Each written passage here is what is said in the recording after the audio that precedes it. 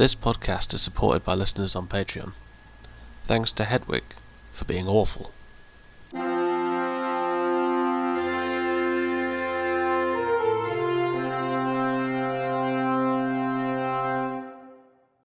Hello and welcome to the Probably Bad Podcast, a podcast which is definitely bad. I'm Mod Pencil.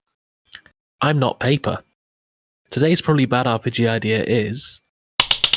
One of the best parts about world building is creating unique takes on the classical mythological concepts.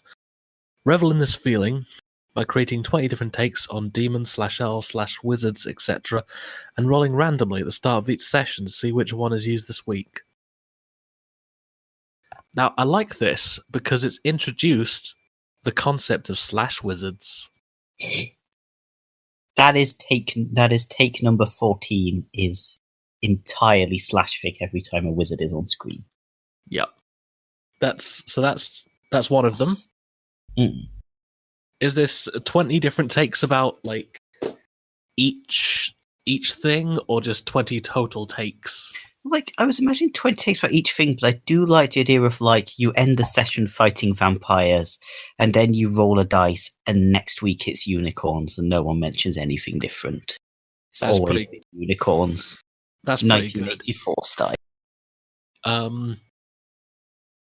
Yeah, I quite like the idea of just going, okay, this in this session we've got Twilight vampires, but in the next session we've got vampires who have to count rice if you drop the rice. Like, one thing I was thinking about for making it actually a good idea rather than nonsensical unicorns, is if you're doing a more horror or mystery game, it can kind of, possibly more horror, make it like less able to get used to what the monsters can do. If they're like, because one of the issues with like vampires in particular is, everyone knows what the vampire weaknesses are, everyone knows what the vampire powers are. Yeah, absolutely. I do find it interesting in horror films, all kind of horror media, there's one of the make or break things is getting the rules right. You need to establish pretty early on, like, okay, these are the fast zombies, or these are the slow zombies, or something like that. And if you mess it up, then people are just not with you. They're not going to follow you on that journey. Yeah. So I think this rates as probably bad because if you're messing with the mechanics in between, it would be fun and chaotic. It would either go really well, or your players would bludgeon you to death with the rule books, I feel. But, there's a chance it could go really well. Probably Bad RPG Ideas takes no responsibility if you're bludgeoned to death by rule books. Yeah, it's kind of like... It's kind of like... It's like introducing midi-chlorians partway through a franchise. Which is obviously always a good idea, but carry on. Yeah. I really liked it in Godfather Part 3 when Al Pacino turns to I don't know, Don Pasquale, and is like, "Oh, your midi-chlorian count is so high." This is probably a really bizarre episode for like everyone who's watched the previous ones. We're now giving the it's a very special one of the regular hosts has the Roni, so things are gonna get weird. Anywho, but yeah, the other sort of, if maybe you go down from every session, because that probably will become. I think with useful. some things like demons, or I think this could potentially work well with like demons and ghosts and things, because by definition that's much more of a broad area. Yeah, like different roles for what you summon with different like summoning rituals or what have you. Yeah, I find those things are very good like in I can imagine in a Monster of the Week thing, being able to. It's a good way in an episode of something or a session of something to be able to have a completely different dynamic, a different sort of formats. Yeah, especially if you take it like down a kind of like reboot Doctor Who monster kind of angle of, okay, you only remember this creature so long as you can smell it. You just need to keep on taking a whiff, otherwise you're just gonna blank on it. I'm pretty certain I've seen that Stephen Moffat. That is, I think, a sense that is not commonly utilized in a tabletop setting. You get you get eyes and ears, whether or not you've got dark vision, working out what your elf eyes see, but maybe part of these new rules, these 20 different takes, is that you got new smell rules. That is get some interactive smell-o-vision. That is what we're all clamoring for in RPGs, is new smell rules. Yeah. But yeah, I was thinking, the other way of sort of, I guess, would be if you had like what werewolves are like normally, and then occasionally have like variants. So you have the existing set of rules of what werewolves are like. But yeah, if you establish early on that this is different from other werewolves, it could work as like with the demons, a way to shake things up a bit. Especially if the campaign's been going on long enough that... I don't know what happened to my voice there. If the campaign's been going on long enough that people are like used to, okay, this is what a werewolf does, and we're going to stop this werewolf. Yeah, they've adapted, like the Borg. They're no longer vulnerable to silver, but you can get them with some cubic zirconia. This werewolf just has a gun. It just transforms from a man into a man with a gun on the full moon. A weird gun. Yeah. Used to keep order around the waterways. See, isn't it already a terrifying concept? Yeah.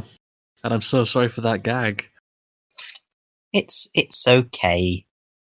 I have already cancelled the podcast like 3 times over Papers puns. So yeah, I feel you're fitting in already. Good. Yeah, I think there is definitely a way to make this work properly. If you make it all about how these creatures may adapt to weaknesses and things like that. Yeah. And there's definitely a way to make a very fun, farcical campaign out of it as well. So I think that's my favorite kind of idea, where you can... There's some tabletop concepts are just the best ones are the ones you can take in either direction.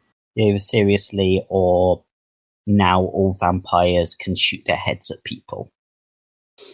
Yeah, like in that campaign, in campaigns we've played, in campaigns we've played, we've had like some paladins who are just the straight up kind of, I'm the party leader, I'm a sober adult, which is useful in a party, to have that kind of person, just a regular hero type. And then on the other hand, I had a paladin who was a school inspector. Yeah. I had, as I mentioned before, Pete the Pathetic Paladin, who was just so bad at being evil that he became a paladin. And yeah. That's the definition of failing upwards. Yeah. I feel that the two should team up. Not for any particular reason, just the shitty Paladin League. Yeah. I think one thing that you should definitely consider changing is all too often you get a kind of, with vampires, you get a classic Bela Lugosi kind of voice. And I think you just need to switch that up. So we've just got 20 different aesthetics for vampires. Yes, definitely. Like you costume roll and changes. Yeah, you roll and these ones ride skateboards and talk like like people in the 40s trying to sound cool in the early 90s. I like it. That's a strong one. Mm. I'm also a fan of the idea village people. Just all of those. Just that's a couple of looks right there. Maybe not the headdress one, not the ceremonial headdress. That's a bit dicey. Yeah. I'd like to do Vampire the Requiem, but each of the clans is based around a different village. Like you get rid of the existing, you got the spooky vampires and the aristocratic vampires, and they're all just different village people. Okay, so goths, jocks, preps. I would quite like to see some preppy vamps. They can be the halfway twist in the My Immortal role-playing game. Excellent. Okay, I think we need to do a My Immortal role-playing game. Every character is a self-insert, kind of Mary Sue type who gets to make out with the hottest characters. Although that may be a problem because I find that it's like when you make yourself when you're playing The Sims, and then the virtual version of you gets a job immediately and has the willpower to work out all the time and just has a great attention span, does things for hours and gets great at them, and then you go, oh no, I've done this for 6 hours. What the shit? Yeah. So that's the pitfall of the My Immortal TTRPG. I mean, the other pitfall is it doesn't exist, I suppose. Yes. And as Anselm said, a good thing is better if it exists. Yeah.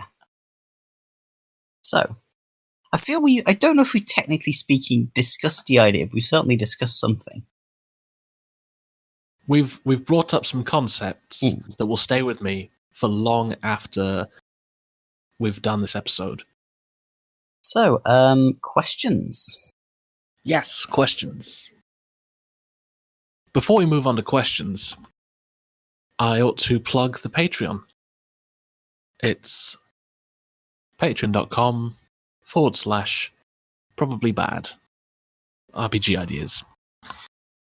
You can subscribe in varying amounts from upwards of 1 single unit of your chosen currency to about 20.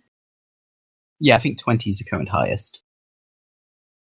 And the lowest tier will get you access to the Discord server, while higher tiers mean you get homebrew at 10. Bonus content starts at 5. And if you're truly awful and send £20 a month, you get mentioned every episode, so the world knows what you've done. It can be your legacy for eternity. Yes.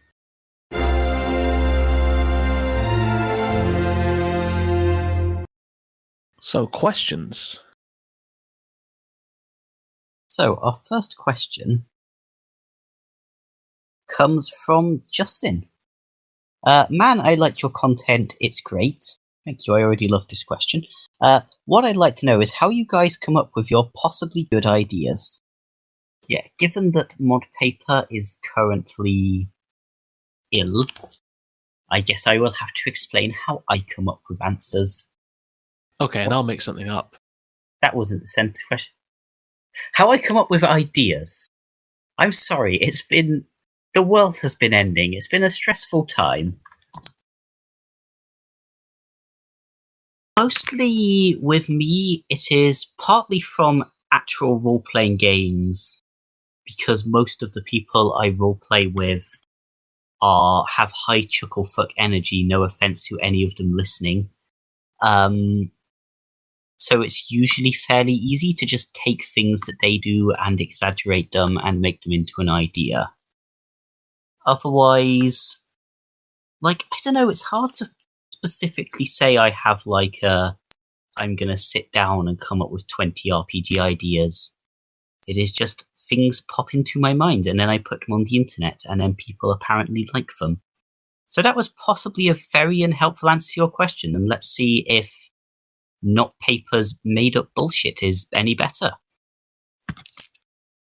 What I find helps is you have to find a black goat. And if you can't find a black goat, just find any other color of goat, but put it in a darkened room.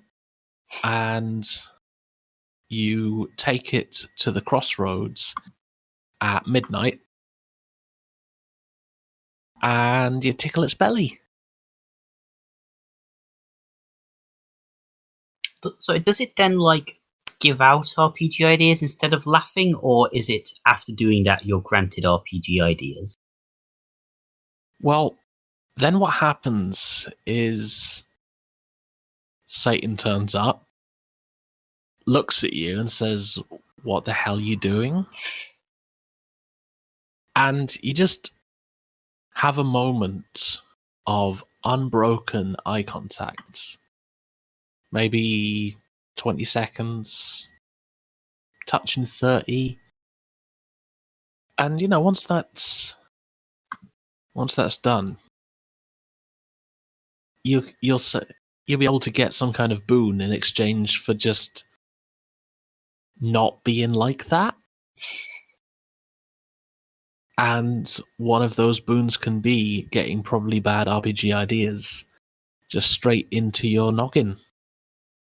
I will try this once social distancing is lifted, so I can be within 2 meters of Satan.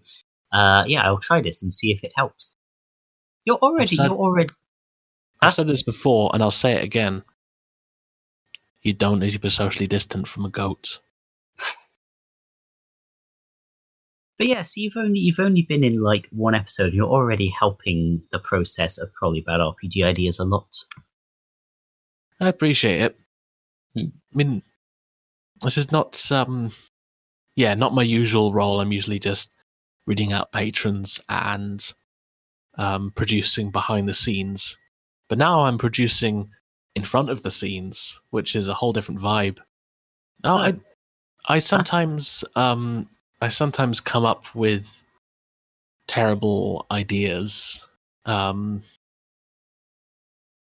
I find that the approach tends to be just kind of. I mean, some things I think have ended up on the blog from time to time, just ages ago. But what's the least high fantasy thing? Yeah. I had a campaign where I think my character's goal was to start a circus. Yeah. I do remember in a game paper was running, which yes you were in, where everyone decided they were just going to set up a theatre troupe and ignore the actual plot points. That was very fun. I think we ended up coming up with some in-universe plays to go with that. There was the beautiful two-hander My Dinner with Grognach, which was thought-provoking as it was boring. Although, condemned man and his executioner the night before the execution, which there's some tensions in there. There's something you can do with that. Yeah. But yeah, I feel like a lot of the games we're in production called The Council is Rubbish that we put on to attempt to take down this totalitarian society. I mean, it sort of succeeded, if I recall correctly. Swords. But we had fun, and with the distraction, we managed to sneak into the palace. So it was good for something. Yeah, I think the kind of people we play with, we run a mile from any kind of super serious high fantasy. Yeah. The worlds that we do stuff in, they tend to be relatively like well fleshed out and put together. Modpaper's got a new one which is really interesting. There's a lot of squirrel people and bug people alongside classic D&D races, and I think that's something that really helps, having that well fleshed out world, but where people are still people. So we can have these characters that are like, I don't know, a used wagon salesman or something. Yeah. Okay, now I want to do that. That might be my next player character after my current one, which I think is what is it? It's a squirrel private investigator who sounds like Sean Connery. Okay. Yeah. Exciting. But yeah, I think we've covered how to come up with bad ideas. Yeah. I've done my bit for that. Okay, so next question is from Gina Lanetti for President. Hi, I will GM a Lady Blackbird game soon, having never played it before. Do you have any ideas or tips? Birdseed, stock up, otherwise they will not respect you. Yes, so I've never played Lady Blackbird before, which is already a great start for giving some advice on it. But I know a friend who is very into it and has been trying to persuade me to play it for the past several years. And the main thing they've been talking about is it is different from other role-playing games. It's a lot more, because you have pre-made characters. It is different from other role-playing games because you have different characters, because you have pre-made characters. So it's a lot more kind of focused. But also, because everyone is involved in world building, as opposed to just the GM. So basically, most of it is a kind of, all RPGs are, to some extent, improv games. But with this one, it's a lot more a lot more go with the flow kind of thing. Because you don't have your own characters and because other people have more control than in a lot of games. It is, one of the ones which is maybe a lot more about the destination than about winning in a way that, say, D&D can often be. Okay.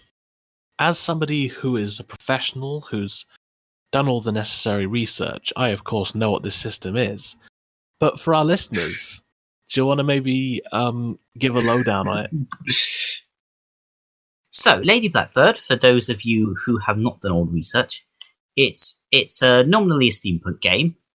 You are Lady Blackbird, a noble, is taking a trip through space and has been captured by malicious forces, and you are her and her assorted retinue who are trying to form a story about it. And yes, the way it works is it's got a fairly basic rule system. You roll dice and things happen, and that's basically one page of you roll dice and these happen. But each character sort of can answer questions about the world and can sort of decide things about the world. So, yeah, it's kind of a story thing, and also like a story thing where the players have like a lot more influence over the story than in, say, other games, where you basically the GM tells you things and that is what happens. Bear in mind, I haven't actually played it, so if what I said is just horribly wrong, feel free to send in extremely insulting emails about my rejection of Lady Blackbird. Yep, and if I get anything wrong, don't at me. I don't really care. I'm only here for a week. So, yeah. Feel free to address all your angry emails to not Paper, who will be vanishing soon, and thus. Yeah, definitely. That does sound interesting. Kind of, it's like some element of freedom is sacrificed in terms of like character creation in order to have greater freedom in another direction. That's like it's really interesting. Like, I'm not big on steampunk stuff as a rule, but I like the broader concepts it's playing with. I think it's sort of part of the reason of making it so you play your own character, like you play a pre-chosen character, is to make it feel more like you're telling a story than you're trying to have your character win. But I think those are sort of things I would. So basically, it's a very go with the flow game, I feel. So don't veto people's decisions, which is good advice generally in GMing. Okay, what if I was a player and I said, in this steampunk game, and I said, cogs are illegal? Okay, so that might be a problem. I think it is the case that like other players can like not veto, but like I guess you could be like, you're smuggling cogs, which the system needs because it's a steampunk system, but it is illegal because one of the characters is a smuggler. Okay. What if I didn't want it to be steampunk so much as I wanted it to be ska-punk? Is there room for that? I feel like, okay, to clarify my existing advice, there possibly is a point at which someone is going, I am going to be Gandalf and this is just going to be the Lord of the Rings word for word, but maybe you do need to like veto a little bit. There we go. I feel like this is exemplifying how I approach tabletop gaming. Just, okay, like I was saying before, how do I break it?